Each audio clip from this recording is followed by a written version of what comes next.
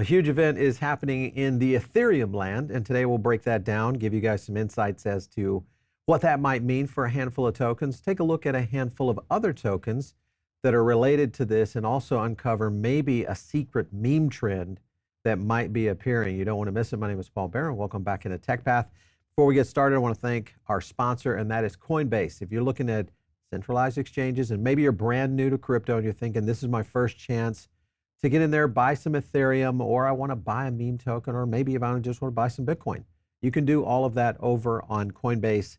Just visit their website, coinbase.com. Make sure and use our link. It's going to give you a $200 in crypto for a sign up. So take a look at that. Future of Money is here, and check it out. I want to welcome, of course, into the show my co-host today, and that's Jackie Dutton, mother of Degens. How are you? I'm good. Happy to be back for another Tech Path Tuesday. Tech Path Tuesday is here, and I see that you are tweeting in such a lovely manner this morning out here, calling me out right there in front of all of Twitter and Xland. Looking forward to collecting tomorrow's money. In essence, what we're talking about here, if you guys didn't watch our video last week, it was Polymarket, and it was this bet right here of my bet that Mr. Biden is going to get out of this race. And in some format, I still believe that this is going to happen. So much so, I'm going to double down on this. So I'm going to do it again. and Always a just great see. strategy. Yeah, but right now, 70%, Jackie. Why do you think he's going to pretty much stay in, or do you think the Democratic Party is just forced to hold him as their candidate? I think he's kind of like the grandpa that you can't move out of the house, you can't take the car keys away from. He's really like gripped onto that control. And also, what happens to Hunter if he gets out? If he's Well, not there anymore? I have a whole theory that with any passage of presidencies, there's usually this lineage that seems to just appear out of nowhere. Many people would look at the Clinton Foundation. Some people would look at others. Maybe there is a Biden Foundation of some sort that somehow magically appears, and then, that's maybe a transition period for Joe Biden to step aside. And of course, next up would be Kamala Harris right now, Vice President. She's holding a much more commanding position. This was like in very low single digits last week, and now it's a double digit 20% right here. So maybe that in itself is giving a little bit of leeway here to possibly a shift. And all the money goes to her, right? That's how the Democratic Party works, is all that money that has been collected, she's the only one that can use it. I don't know if there is precedent for this at this point. I think they still need to work out the rules, because it's odd. I don't know if it's ever happened that the president has just stepped aside. Well, the other thing that you have to think about with that is with Biden, I think the question will be, and these are coming from political pundits. I've seen this both on CNN, CNBC, all of which have really started pointing toward, Kamala Harris as potentially, taking that in. So I don't know. One thing is for sure, if Biden does not stay in the position as the candidate for the Democratic Party, I think that's bad for crypto, because the unknown, we don't know who the new candidate would be, at least not immediate. We also don't know how Trump would respond to that. It could actually benefit the Democratic Party just because it's a late entry and it's difficult to, if you've got someone that's, popular enough. But I want to move on here because there's some other things happening out there in crypto land, and that is right here. House is going to vote on the overriding the Biden veto on the SAB 121 repeal a little after 4 on Wednesday. So this is coming tomorrow. Do you think this will go through? Do you think they'll repeal this? You're saying no. No, I think, yeah, no, even though that, the RNC came out with a very, very pro-crypto statement yesterday, I think that was lovely to see, but it would require an additional 60 votes Yeah, it than would the have to be last time. Yep.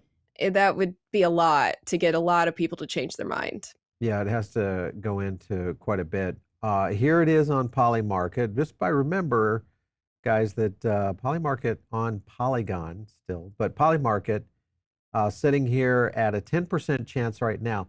This would be a pretty interesting bet, though. $100. Let me kind of zoom in on that for you guys. $100 right there would give you a 9x. That would give you a 9x gain, if that. And even if that was a 60-40 possibility.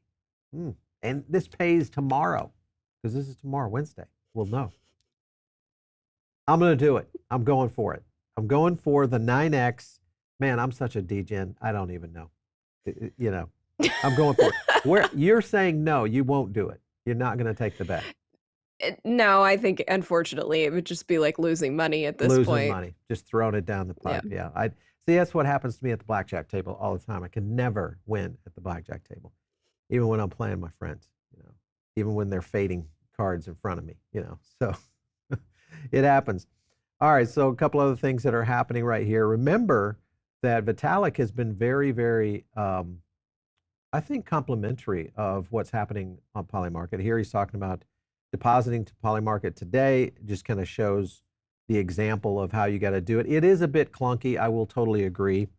And what he's trying to say there is, if you go to number 2, is basically a new potential opportunity here of being able to speed up onboarding, which I think is fantastic. And all you would have to do is, if you're going to go in and vote, right there they are, ERC 3770 and 7683 would get this moving. Do you think that this is such a big deal right now? I saw that, TYT is sponsored now by Polymarket. We're seeing a lot more movement in the space where they're looking at these trends, these political trends being tracked on Polymarket. How big of a deal do you think this is? I think this is huge. This moves the gambling, anybody can participate element away from something like DraftKings, which is just sports and sporting events. Yep. And now you move it out to real world event speculation, which you can do 24 hours a day for almost any single topic. So I think this is huge, not only for Polymarket, but just for people to speculate. Well, and the thing about this is something that we've been looking at even here, is that when you look at intent, that's, social sentiment is one thing, because that's just people talking a big talk. They may not actually vote it. They may not actually do what they're saying they're going to do. Then you have intent, where they are saying, hey, I'm willing to do it and I'm doing it in public. But Polymarket takes it one more step, and that is, I'm willing to do it, I'm going to do it in public, and I'm going to bet on it. I'm going to put my money where my mouth is, as they say. That changes the dynamic quickly, because now you have real data that is giving these predictive markets maybe a much better accuracy level on how these things play out. So this could be very interesting, especially in the coming elections, as we start to see a lot of these races finalized. It'll be interesting to see if this actually performs better than the polls. Of course, I think anything. Well, I think that's the beauty of Polymarket, right? It's a sentiment gauger to be able to tell if people think you're full of shit or not. Yes. Yeah, and if they don't believe you. So that may be a way for people to start honing their message a little better. I like it. I like it. Well, I think it's going to be in the news a lot more. Other things that are in the news right now, Ton blockchain is now releasing a new layer 2 based on Polygon's tech, which could be more good news for Polygon, I guess, with getting all this other news. Within it, the team behind Open Network, which we know, Polygon, they're tapping into Telegram a little bit with their layer 2, Polygon technology. Team made the announcement at the ETH conference in Brussels. So all of that was happening over at ETH. We'll get into some other details on that. What do you make of Ton? Is this a token you've been watching much? You and I have talked about this one before. Yeah, I'm a really big fan of the Open Network. I think it's a really cool project. And obviously having Telegram, right there is just immediate onboarding of so many users. But I saw some conflicting report right before we started that apparently Ton is not officially involved in this. So I don't know what to think of it now. Who knows? The thing about this is, and this came from CoinDesk, I think the question here, as this is another problem I see with a lot of times with some of the projects, is that even though you may get validation, it's kind of like what happened with Hedera. It was what happened with Hedera. They had the big announcement on BlackRock. It was kind of a connection, but it wasn't what it was originally announced. It wasn't announced by them, but it moved the target quickly. I think Hedera had gone up almost 35 or 40% within a 18 to 24 hour period. So it is one of those things that you have to kind of keep an eye on. So we're going to watch this one. However, if this is happening, if we get movement of Ton has already, I think, been in a good position overall, just in terms of adoption, also people getting into it. This could be another one to watch. Other things that, Vitalik has been kind of hinting at for a while, I want to get your opinion on this, Jackie, is we need much more open source in the auto industry. So he's talking about a failed EV company that has went out of business, and it's, for any of those users or owners, they're kind of just left out in the cold. What are your thoughts about this? Maybe trying to get the auto industry to go, especially for their software, to go more open source. So I actually know someone who bought a Fisker, and then all of this started to go down, and they had to get rid of the car very quickly. So this does bring up, I think, a huge point, right? It's like there should be the standard-based software which just allows the car to be driven, period, and that's a safety issue, right? And then all the little bells and whistles of your heated seats and your air conditioner and everything else, I do think that should be open source, right? You should be able to adjust that if you are so inclined to get into it. I think it's a little crazy that it's walled off. Yeah, well, I think this goes also back to the point that I don't know if Vitalik is doing this on purpose, or if it's just the topics in which he's discussing often, which are, decentralized social media targeted Elon. Now you've got electric cars targeted on payment systems, targeted X, and things like that. So I keep seeing a little bit more of a pile-on moving in that for sure. So I don't know. We're going to see how it goes. But Ethereum right now, we did a video yesterday. Didn't get a lot of views, but it was ETH Solana versus Tesla. If you were investing one or any of those, what route would give you the most return potentially, even though Tesla had a big second quarter. So it wasn't a bad thing. Right now we've got the ETH CC event happening. Have you been catching any of this? No, I have a coworker that's there, but I have been having to do the other work, so I'm not able to cover that.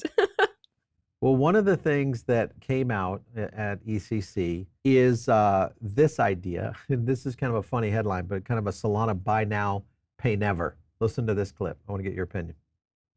We are all familiar with buy now, pay later, right? Klarna, Affirm. In crypto, you could potentially do something which is called buy now, pay never. And the way that would work is if you're going to pay for coffee that costs you $5, instead of paying outright, you would put your $50, $500, $5,000. You pick the amount, put it into Lend Borrow. The interest from that would pay off the principal of your coffee over time, and depending on how much you put in, the rates, and how long, you would end up paying maybe $5.10 over time, $5.50. So this would be a retail example of something that you could actually architect today, buy now, pay never.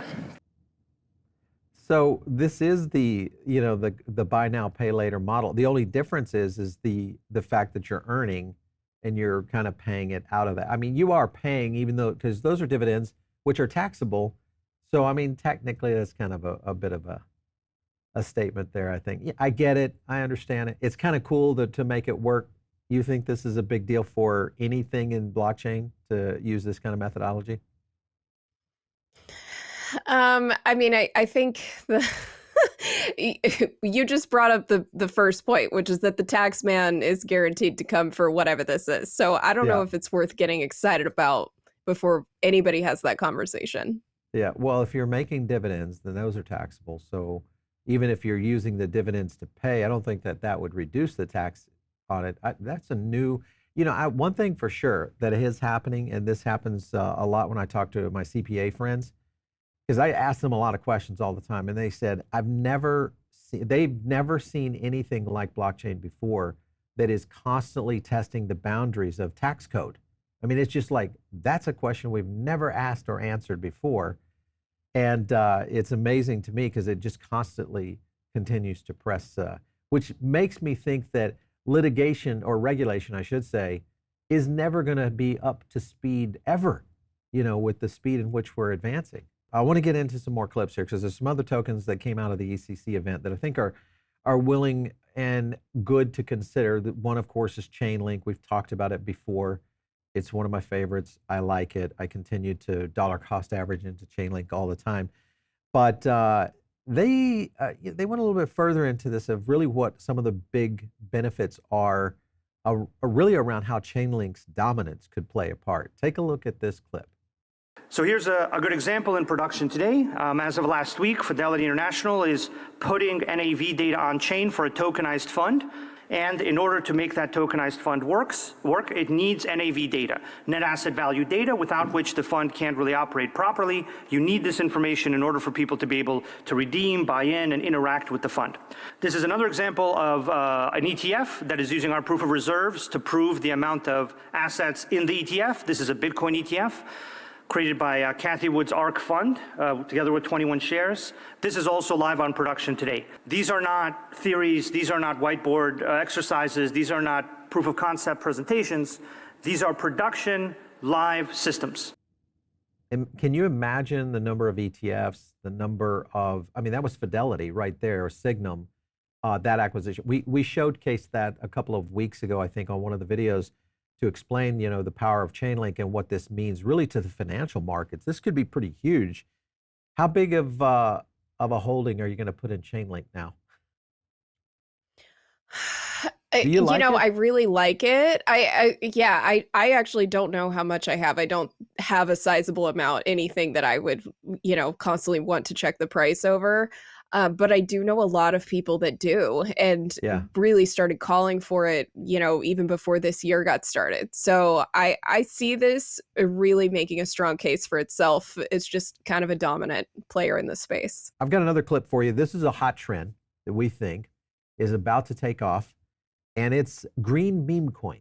And it's an interesting thing. Let me play this clip for you, and then we can talk about it. Let's take a look. So that's green token market cap compared to stablecoins, meme coins, AI tokens. As you can see, we have our priorities straight as a society. So why hasn't green crypto exploded? Green crypto consists of place-based assets. Place-based assets have scaling issues compared to virtual assets. Now it's a prototype time. I'm going to show you where we're at now. So when you arrive on the landing page directly, you see this big location-based interface, which is really the center of the application, is the globe.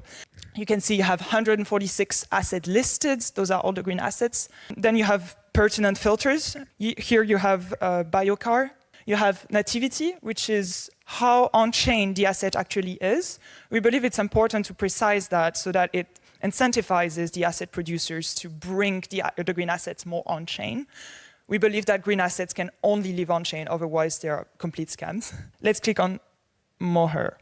Moher is a green token, super cool project we developed during the Base hackathon that is basically a green meme coin creator, but instead of just being a regular meme coin, each time you transact it, for each transaction, it retires some of the first order assets. So each time you make a transaction with the meme coin, you offset some carbon.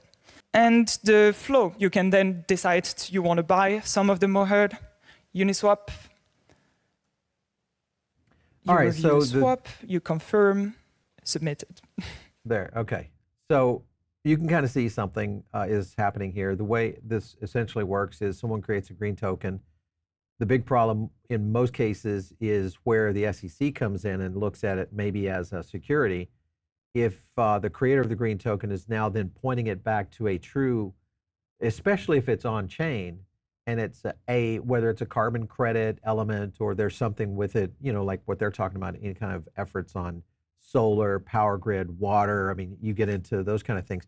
This could be another big movement in terms of green tokens starting to pop up. What do you make of this? You are a big meme token fan. Do you think this might take off? That looked very complicated for the people who just like dog coins and Phantom Wallet. But as far as this being a sector that everybody is like, oh, let's do good for the planet and trade meme coins. People just want a profit at the end of the day. Okay, so people, all right, okay, well, I like that. See, I like your candor there, is that we are definitely more profit hungry than saving the planet. or any other, effort out there. So, Yeah, I'm but hey, tired of being lectured about plastic straws when other people take a private jet to go get a croissant for the oh, I know, weekend. right? Like I love it. Well, that's the key. Yeah, is you've got to have enough interest from the community itself to kind of see that growth. Hey, listen, Jackie, we're going to continue to watch what's happening with Ethereum. We'll do some breakdowns for you guys coming up in one of the shows with some more of our charts, which, by the way, we've got the new MSI 2.0, so we'll showcase that for you guys more and more. But Jackie, thanks so much for coming in today. We appreciate it. Thanks. See you guys next week. All right, see you. All right, so you guys, if you're not in the Diamond Circle, make sure and get in right now. It's another great place to get additional content, and it's our private community. All of that has been done internally now. So we've moved away from our group on Slack for our mastermind members. That is now over on PBN. So all of that happens within our community. A lot more content going into that, more courses, more activity on trades, things like that. If you're interested, make sure and use the Diamond Circle link down below. And of course, if you're not following me on X, do that. It's just @PaulBaron. We'll catch you next time right here on TechPath.